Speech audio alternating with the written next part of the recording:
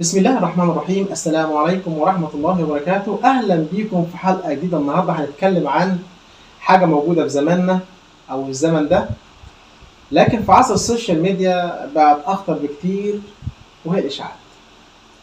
يمكن زمان الإشاعة كانت بكتير وخالص تلف شارع أو قرية، لكن دلوقتي ممكن توصل لملايين الناس في دقايق. رسالة على واتساب، بوست على فيسبوك، فيديو مقطوع، أو عنوان مثير، وفجأة ناس كتير بتصدق وتنشر من غير ما تسأل هل ده حقيقي؟ يعني إيه إشاعة؟ الإشاعة هي معلومة أو خبر بيتنقل من غير دليل واضح أو مصدر موثوق منه، وممكن تكون كلها كذب بالكامل أو جزء من الحقيقة. الجزء ده تم تحريفه أو مكيدة. المشكلة إن الإشاعة مش لازم تكون مقنعة جدا، يكفي إنها بتثير الفضول أو الخوف علشان تتنشر بسرعة. ليه الناس بتنشر الإشاعات ديت من غير أسباب؟ في ناس بتحب تكون أول حد يقول الخبر حتى لو مش متأكد منه، وفي ناس بتنشر بدافع الخوف. رسائل، ابعت الرسالة ديت لكل الناس اللي عندك تعرفهم وما تعرفهمش. وفي ناس بتنشر علشان خاطر تحقق مشاهدات أو تفاعل حتى لو على حساب الحقيقة. وفي ناس للأسف بتنشر الإشاعات دي بقصد تشويه سمعة حد أو مؤسسة. أخطر أنواع الإشاعات ديت إشاعات في الأشخاص. كم واحد اتظلم بسبب كلام طلع عليه؟ كم أسرة اتفككت بسبب إشاعة؟ كم موقف، كم موظف فقد شغله بسبب خبر كاذب؟ بسبب خبر كاذب. الكلمة ممكن تؤذي أكتر من أي شيء. النوع الثاني الإشاعات الصحية، ودي كارثة تانية. زي حد لما بيطلع يقول إن في دواء معين معجزة، أو يحذر من العلاج بدون أي دليل. النتيجة ممكن الناس تسيب علاجها الحقيقي وتعرض حياتها للخطر. تعالى الإشاعات الاقتصادية، مجرد خبر كاذب من شركة أو بنك أو سلعة ممكن تسبب ذعر بين الناس ويأثر على قراراتهم وأموالهم.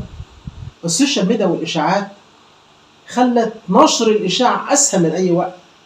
زمان كنت محتاج تقابل الناس وتحكي ليهم، دلوقتي ضغطة زر صغيرة ورسالة توصل لعشرات لملايين الأشخاص. الأخطر إن بعض الناس بتفتكر إن كثرة المشاركات دي معناها إن الخبر صحيح، وده مش حقيقي.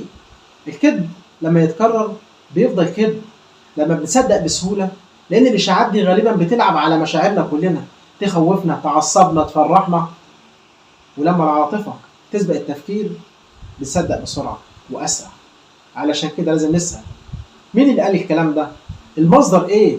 هل في جهة موثوقة أكدت الكلام ده؟ هل الخبر ده موجود في أكتر من مصدر معروف؟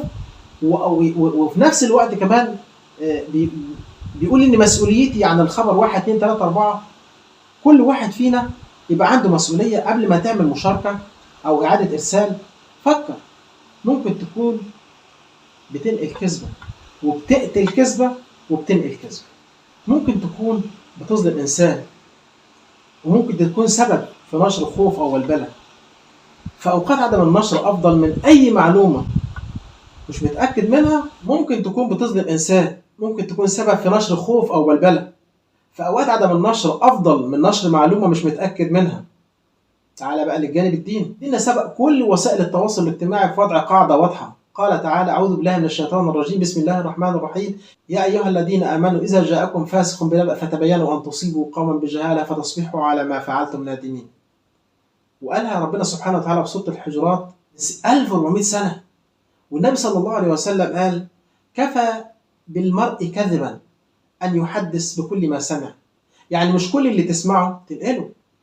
ازاي نحارب الاشاعات دي؟ نتاكد من المصدر قبل النشر. اقرا الخبر كامل مش العنوان بس. ما تشاركش اي رساله مجهوله المصدر. لو اكتشفت انك نشرت معلومه غلط صححها واعتذر. علم ولادك واهلك اهميه التحقيق من الاخبار. في النهايه الاشاعه بتبدا بكلمه، لكنها ممكن تنهي حياه انسان وتنتهي بدمار، سمعه، خساره مال، قطع علاقه، او نشر خوف بين الناس. اسال نفسك قبل اي مشاركه: هل أنا متأكد من الكلام ده؟ أو إن الكلام ده صحيح؟ وهل هو طلع فعلا؟ وهل لو طلع غلط هتحمل مسؤولية؟ لو كل واحد فينا يقف دقيقة يفكر قبل ما ينشر هتقل الإشاعات بشكل كبير. شكرا لكم على المتابعة. واكتبوا لنا في التعليقات مين حصل معاه موقف قبل كده والإشاعات دي أثرت معاه وكان أثرها معاه إيه. في النهاية بشكركم جدا لحسن المتابعة. السلام عليكم ورحمة الله وبركاته.